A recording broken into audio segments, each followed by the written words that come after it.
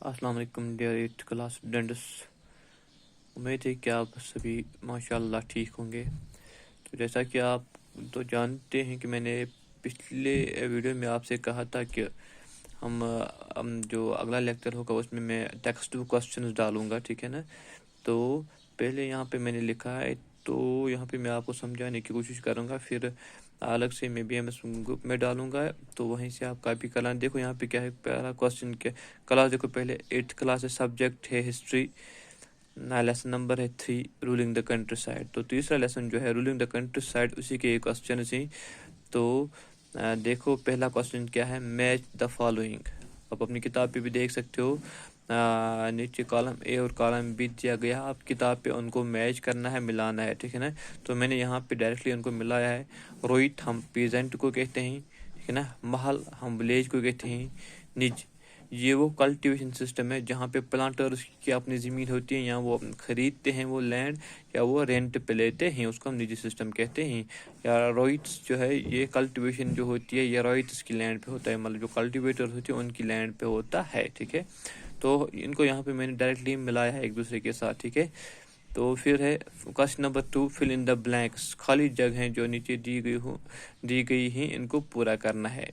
Number first क्या है, growers of would in Europe saw daisies as a crop which would provide competition to their earnings। मैंने पहले ही कहा है आपको कि यूरोप में एक प्लांट था जिसको वुड के नाम से जाना जाता था। उसको जो कल्टीवेट कर रहे थे वहाँ पे यूरोप में, तो उनको लगा कि एक प्लांट है इंडिया में जो उनको क्या दे सकता है, कंपटीशन दे सकता है। यहाँ पे याद रखना कि वो जो प्लांट था, इससे वो क्या करते थे, ब्लू कलर डाई निकालते थे। तो यहाँ पे एक प्लांट हमने इंडिया में अब उगाने लगा, जिससे अच्छी खासी ब्लू कलर डाई निकलती थी। जो वुड प्लांट से डाई निकलती उससे ज़्यादा अच्छी थी, ज़्यादा बेटर थी जो यहाँ से निकलती थी। तो वो कौन सा प्लांट था, वो इंडिगो था, ठीक है ना। तो दूसरा जो है इसमें जो फर्स्ट ये एप्पल इन द ब्लैंक, इसमें आएगा इंडिगो। इंडिगो क्या है, एक प्लांट है, ठीक है ना, जिससे वो क्या हासिल करते थे, ब्लू कलर डाई, ठीक है। फिर दूसरी क्या है, the demand for indigo increased in late 18th century in Britain because of duties. अब जो इंडिगो था, मैंने अब कहा इंडिगो एक प्लांट था जिससे क्या निकलती थी, ब्लू कलर डाई। इसकी बहुत ज़्यादा डिमांड बढ़ गई इंग्लैंड में। कब, 18th सेंचुरी में, 18वीं सदी में। क्यों, रीज़न क्या था, क्योंकि वहाँ पे सनती इनकलाब आ गया, ठीक है ना, इंडस्ट्रियल रिवोल्यूशन।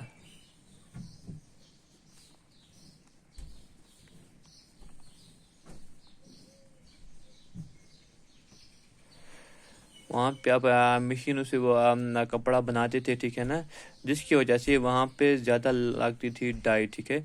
तो इसी वजह से जो ये इंडिगो प्लांट था, इसकी डिमांड इंक्रीज हो गई in the 18th century in Britain. फिर देखो तीसरा क्या है, the international demand for indigo affected by the discovery of डेटिस।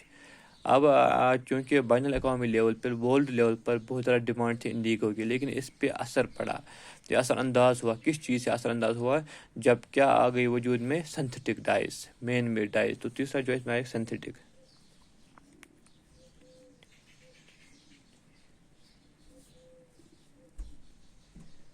ना, जो मेन मेड डाइस फिर मार्केट में आ गई, ठीक है ना। इसकी वजह से जो डिमांड थी इंडिगो की वो कम हो गई। फिर लास्ट वन क्या है, the Champaran movement was against डेजिस। एक मूवमेंट स्टार्ट हुआ था बिहार में, जिसको चंपारण मूवमेंट के नाम से जाना जाता था, ठीक है ना। ये आपने पहले ही पढ़ा है। तो इस मूवमेंट किस चीज़ के अगेंस्ट था, ये था against the cultivation of Indigo, ठीक है ना।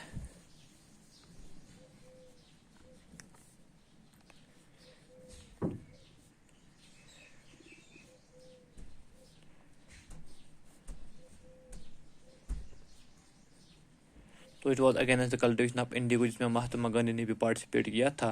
तो ये थी खाली जगह इसकी जो हमने कंप्लीट किया। अब देखो कुछ क्वेश्चन हैं इसके, इसमें 5 क्वेश्चन हैं नीचे, तो इसमें हम 1-2 करेंगे आज, ठीक है। तो तीसरा क्वेश्चन देखो, क्वेश्चन नंबर 3 है, describe the main features of the permanent settlement.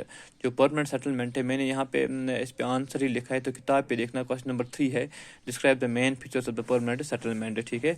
तो इसके मेन फीचर्स के क्या बुनियादी खूबियाँ थी किसकी, परमानेंट सेटलमेंट की। तो यहाँ पे मैंने लिखे हैं the main features of permanent settlement वायर, क्या थी इसकी मेन खूबियाँ।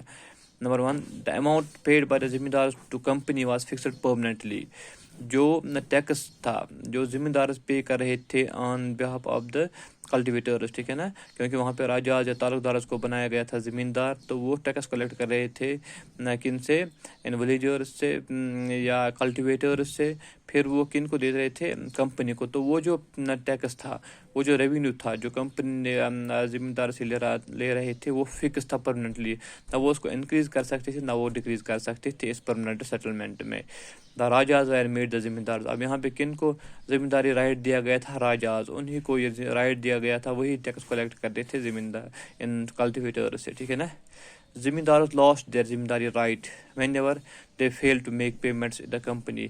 और यहाँ पे क्या था, एक और फीचर क्या था इस परमानेंट सेटलमेंट में, यह कहा गया कि अगर कोई ज़मींदार, मतलब जिसको जिम्मेदारी राइट दिया गया है, जिसको टैक्स कलेक्ट करना है कल्टिवेटर से, अगर वो फेल हुआ, अगर वो नहीं दे पाया जो अमाउंट उसको देना है कंपनी को, अगर वो नहीं दे पाया, तो उसकी जो जिम्मेदारी राइट जो उसका है वो उससे छीन लिया जाएगा, उसको ऑक्शन किया जाएगा, उसको नीलाम कर दिया जाएगा, किसी और को दिया जाएगा। इस तरह से बहुत से जिम्मेदार थे जिन्होंने अपना ये हक खोया इन द अर्ली स्टेज, ठीक है ना। तो एक बुनियादी फीचर्स थे किसके, परमानेंट सेटलमेंट के। फिर दूसरा क्वेश्चन देखो, how was the Mahalwari system different from that of permanent settlement. दोनों सिस्टम देखो, महलवारी सिस्टम जो है ये भी टैक्स कलेक्टिंग सिस्टम था, और परमानेंट सेटलमेंट जो था ये भी टैक्स कलेक्टिंग सिस्टम था, ठीक है ना। तो हमने क्या करना है, इनमें डिफरेंस देखने, फ़र्क क्या है। देखो महलवारी सिस्टम पहले, the epicentre of the system was a village. यहाँ पे जो विलेज था, ठीक है ना, विलेज होल, क्योंकि यहाँ पे देखो महल विलेज को कहते हैं। यहाँ पे पूरे विलेज का जो लैंड होता था उसको मेजर किया जाता था, फिर कलेक्टिवली उनसे क्या किया जाता था, टैक्स कलेक्ट किया जाता था, ठीक है ना। दूसरा क्या था, the revenue was to be revised periodically. जो परमानेंट सेटलमेंट था वहाँ पे रेवेन्यू फिक्स था, लेकिन यहाँ पे रेवेन्यू क्या हो जाता है, ये रिवाइज होता था, ठीक है ना। The charge to collect the revenue was on the village headman. जो महलवारी सिस्टम था, यहाँ पे जो विलेज का बड़ा होता था, हेडमैन होता था, वही टैक्स कलेक्ट करता था। लेकिन आप देखो परमानेंट सेटलमेंट, ये तीन देखना, ये महलवारी सिस्टम के हैं। महलवारी सिस्टम में विलेज की बहुत ज़्यादा अहमियत थी, और इसके अलावा क्या था, जो रेवेन्यू था, जो टैक्स था, उसको रिवाइज किया जाता था पीरियडिकली। और तीसरा क्या है, जो टैक्स कलेक्ट करता वो विलेज हेडमैन होता था, ठीक है। अब देखो ये परमानेंट सेटलमेंट जो है, there was no such epicentre. यहाँ पे विलेज कोई खास अहमियत नहीं रखता था। यहाँ पे हर एक कल्टिवेटर को टैक्स देना पड़ता था, किसको, ज़मींदार को, ठीक है ना, राजाज को। दूसरा क्या है, रेवेन्यू वाज फिक्सड। यहाँ पे रेवेन्यू परमानेंटली फिक्स था परमानेंट सेटलमेंट में, ठीक है ना। तो पहले भी आपने पहला क्वेश्चन इसी के मुतालिक था कि रेवेन्यू जो है वो फिक्स कर दिया गया था कि इसमें परमानेंट सेटलमेंट में। तीसरा क्या है, the charge to collect was on the village राजा था ताल्लुकदार। यहाँ पे कोई विलेज हेड में नहीं हो रहा था, यहाँ पे जो राजाज थे उनको जिम्मेदारी राइट दिया गया था, वही टैक्स कलेक्ट करते थे on behalf of the company, ठीक है ना। तो ये दो क्वेश्चन और ऊपर जो खाली जगह थी और मेज कलम ये मैंने लिखा है, इसमें आप 3 क्वेश्चन रह गई, वो हम कल करेंगे, ठीक है ना। तो ये जो यहाँ पे मैंने सिर्फ समझाया है, और इस जो ये क्वेश्चन मैंने लिखे हैं इसका मैं फोटोग्राफ डालूंगा BMS ग्रुप में, वहीं से आप ये उठा लेना, ठीक है ना। होप दैट आपको समझ आया होगा। इस वक्त इजाज़त, खुदा हाफिज़।